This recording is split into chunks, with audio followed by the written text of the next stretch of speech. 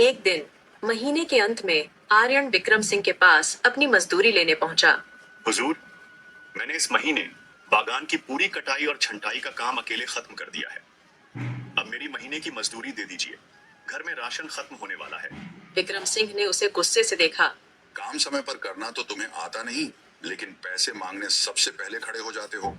पिछले हफ्ते जो ट्रक शहर भेजा था, उसमें से 2 पेटियां कम निकली। वह नुकसान तुम्हारी पगार से कटेगा। तुम्हें इस महीने सिर्फ आधी मजदूरी मिलेगी। लेकिन हुजूर, मैंने खुद सारी पेटियां गिनी थी। मैंने अपनी पूरी मेहनत दी है। कृपया ऐसा न करें। जुबान लड़ाता है। ये लो अपनी आधी पगार और कल से मेरे बागान में पैर मत रखना। मैंने तुम्हें काम से निकाल दिया है। निकलो यहाँ से। आर्यन भारी मन और आंखों में आंसू लेकर घर लौटा। उसकी पत्नी साधना उसे द्वार पर देखते ही समझ गई कि कुछ गलत हुआ है। आज आप इतने उदास क्यों हैं? क्या मालिक ने पैसे नहीं दिए? आर्यन ने साधना के हाथ में वो थोड़े से पैसे रखते हुए कहा। साधना, मालिक ने मेरा हक मार लिया और मुझे काम से भी निकाल दिया। अब इस थोड़े से पैसे में पूरा महीना कैसे बीतेगा? न जाने अब आगे क्या होगा। आप घबराइए मत, आपकी मेहनत बेकार नहीं जाएगी। अगर गांव में काम नहीं है तो हमें अपना रास्ता खुद बनाना होगा। आप बहुत अच्छा खाना बनाते हैं, क्यों ना हम इसी हुनर को अपना सहारा बनाएं। आर्यन सोच में पड़ गया। अंधेरा गहरा रहा था, लेकिन उसके मन में एक नई उम्मीद की किरण जाग रही थी। अगली सुबह जब आर्यन सोकर उठा तो उसके सामने सबसे बड़ी चुनौती थी आज का खाना। विक्रम सिंह से मिले आधे पैसों में से कुछ तो पिछला उधार चुकाने में निकल गए थे। अब आर्यन काम की तलाश में शांतपुर के मुख्य बाजार की ओर निकला। रास्ते में उसे गांव के बुजुर्ग काका हरिराम मिले। आर्यन को खाली हाथ बाजार की तरफ जाते देख उन्होंने टोक दिया। अरे आर्यन बेटा, आज बागान नहीं गए क्या? विक्रम सिंह के यहाँ तो काम का सीजन चल रहा है। काका, मालिक ने बेबुनियाद इल्जाम लगाकर मुझे काम से निकाल दिया। अब नया काम ढूंढने निकला हूँ, पर समझ नहीं आ रहा कहाँ जाऊं।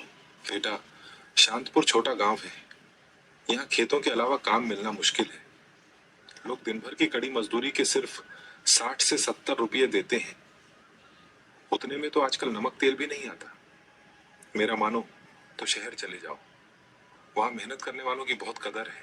काका, मैं ज्यादा पढ़ा लिखा नहीं हूँ।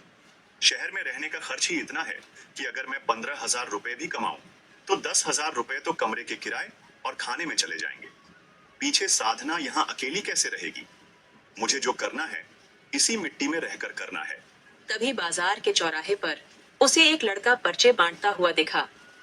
आर्यन ने एक पर्चा लिया जिस पर बड़े बड़े अक्षरों में लिखा था, नया धमाका, पहाड़ी स्वाद ढाबा, अब चखें पहाड़ों का असली जायका। पर्चा बांटने वाले ने कहा, भैया, ये पास में ही नया ढाबा खुला है। हमारे यहाँ का मसालेदार सिड्डू और खड़ी पूरे इलाके में मशहूर होने वाला है। जरूर आइएगा। आर्यन ने मन ही मन सोचा। पैसे तो जेब में नहीं है कि ढाबे पर खाना खा सकूं, लेकिन शायद वहां काम मिल जाए।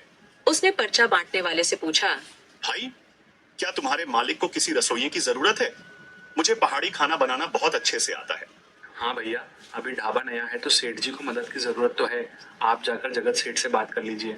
आर्यन तुरंत ढाबे पर पहुंचा। जगत सेठ अपनी गद्दी पर बैठा था। आर्यन ने जाकर अपनी इच्छा जताई।